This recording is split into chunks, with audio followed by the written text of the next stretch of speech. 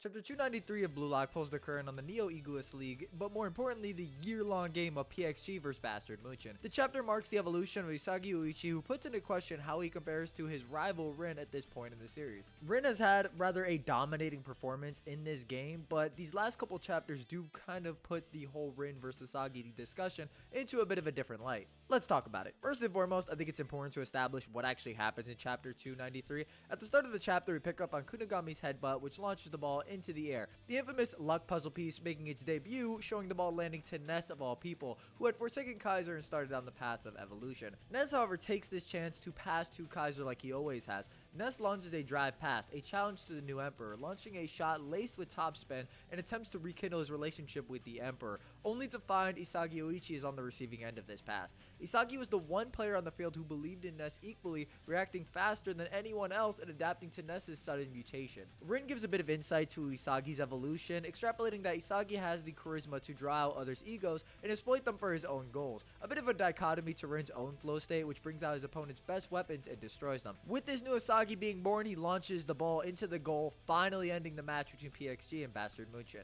So getting into how these two compare, starting off with shooting. In terms of shooting, we have to compare the duo showings during this game. We see in chapter 275, Isagi pulls off the two-gun volley, the direct volley, even while Rin and Kaiser were both intent on stopping the goal. Kaiser, who was going to swipe the ball when Isagi went to go trap it, and Rin, who was going to cut off Isagi's shot course. This is a very impressive goal. How does Rin compare to this? Well, outside this game, we don't see Rin actually take any shots outside of his flow state here, so it's kind of hard to compare unless you look at his other games during the NEL.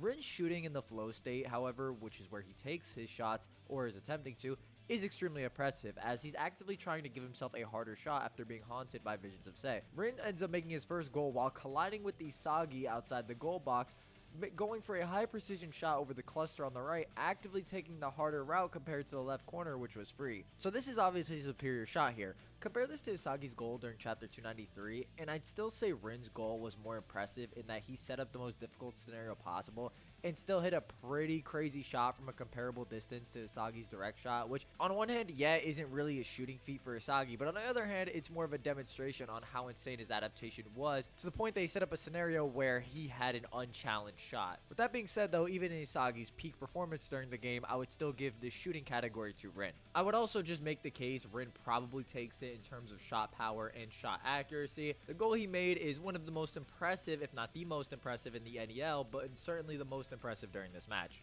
Next up, I want to talk about dribbling. It's established earlier in the match that Rin's dribbling is very strong with his occlusion break. Ness noting touch, speed, technique, reading, no, everything is top notch. Rin continues this in his berserker state, where we see he's able to continuously dribble past Bastard Muchin's defenses, only really getting stopped by Iguri forcing a foul out of him, and this kind of continues even later on, where we see Rin is able to dribble past Iguri, Raichi, and another Bastard Muchin defender. We don't have quite as many dribbling feats from Isagi, especially during this game, which kind of follows suit with his mindset where he puts himself as a tool or supporting character in order to achieve victory at all costs, throwing his ego aside. It's a bit harder to gauge Isagi's level of dribbling in this state, as he's mainly syncing up with Kaiser to get the ball out, or utilizing Yukimiya's dribbling and charging power to draw in enemies, with him and Kaiser swiftly and logically setting up attacks. This is also partially due to the fact that Isagi actually doesn't have the ball for that long, or doesn't maintain possession nearly as long. This also isn't to say Rin is completely solo boloing, because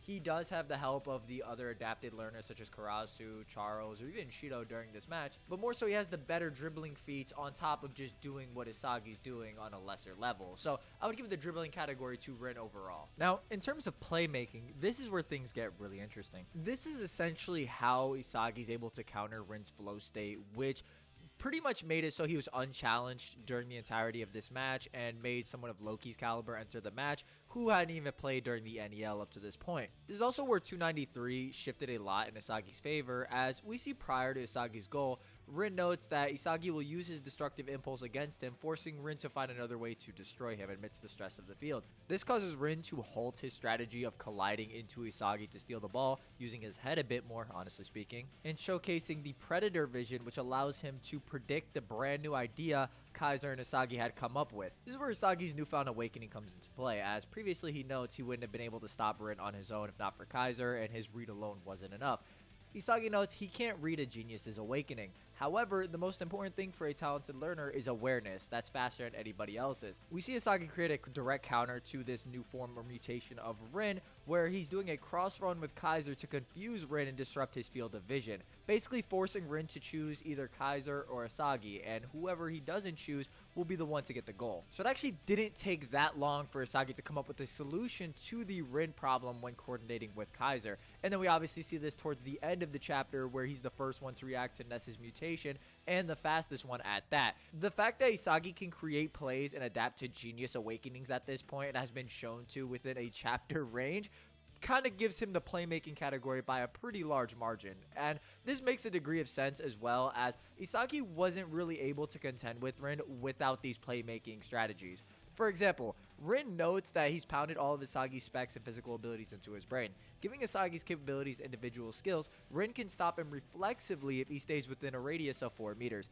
This basically means as long as Isagi's within this range, Rin can just stop him off of reflexes or whatever Isagi does off the cuff. So in terms of a one-on-one scenario, it really hasn't been shown that Isagi would just be able to overtake Rin on his own, which is kind of affirmed after this, since Isagi, while battling Rin in this 4-meter space, isn't really able to overcome him until Kaiser comes into play. And even then, right after this, he notes his read wasn't enough to beat Rin. So it's kind of clear in terms of one-on-one that Isagi just doesn't really have the capabilities to beat Rin yet, or hasn't been shown to. The overall speed and flexibility Isagi has with creating plays to the point now that he can adapt to geniuses makes it that the playmaking category just goes pretty handily to him. And this is kind of making up the difference, since he can't really stop Rin on his own. He's just creating plays that allow him to overtake Rin's destructive impulses and overcome his physical attributes. Not to say that Isagi's a slouch in those categories at all, but more so to say we just haven't seen enough evidence to suggest he'd be able to overcome Rin one-on-one on his own. But in a team-based game, you know, he would be able to use the pieces on the board to create a scenario to where he would be able to overtake Rin or any genius mutation that happens on the field. So playmaking goes without a doubt to Isagi at this point in the series. If I had to piggyback off of this into vision, I would also lean into Isagi on this category. While Rin does have a high level of spatial awareness, Isagi's metavision does outclass that in my opinion, or has been shown to. Not only is Isagi reading everything that's happening on the field to a similar capacity to Rin, as he's intercepted it multiple times during the game, just not really able to get around Rin's own physicality and colliding with him, kind of requiring that he use himself or put himself in a supporting role. It's distinctly noted that Isagi has to be able to find the errors and awakenings happening on the field to be faster than everybody else. Even factoring in Rin's predator vision, it didn't really change the fact that Isagi's spatial awareness was much better, to the point that even geniuses mutating weren't really beyond him in terms of playmaking ability. Like, this just factors in, and he's able to react faster than everybody else. Whereas Rin at this point was a lot more instinct based, and the second he was it didn't even make a difference with Isagi being able to read him or come up with some sort of countermeasure against him. So vision, especially with the newest chapter, should go pretty confidently to Isagi. It also goes hand in hand with his playmaking capabilities at this point in the series. But all you really need to say is that Rin was relying a lot more on instinct and his natural capabilities versus just reading the field. And when he actually did take a moment to stop and read the field, combined with his predator vision, it didn't really change much, and Isagi continued to grow after that point. So vision just goes to Isagi pretty handily in my opinion. So individual factors like shooting and dribbling, I would still give to Rin. I think he is the stronger solo striker, like if these two were just up against each other.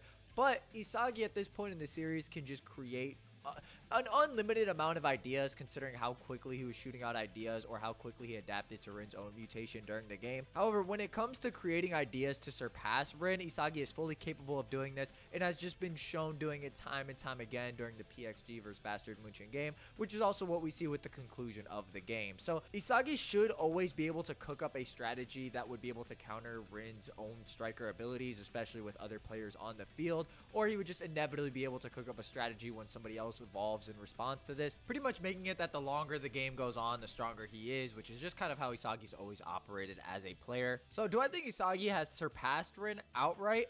I don't know if I would say outright, as it's kind of like he's able to surpass Rin as a whole, just not quite on his own. It's more so he's able to create a plan or adapt to Rin's movements to create a plan to surpass Rin. So to encapsulate this video, on his own, I think Rin is still the stronger striker, as Isagi does need all this extra support to actually take him down. but Isagi's playmaking ability, meta vision, and his newfound adaptability just makes it so that he could just inevitably create a win condition against anything Rin does in the span of a game. Let me know what you guys think about it down below. Do you agree, disagree, why? I'm very interested to hear your thoughts, and I will catch you next time. Bye-bye.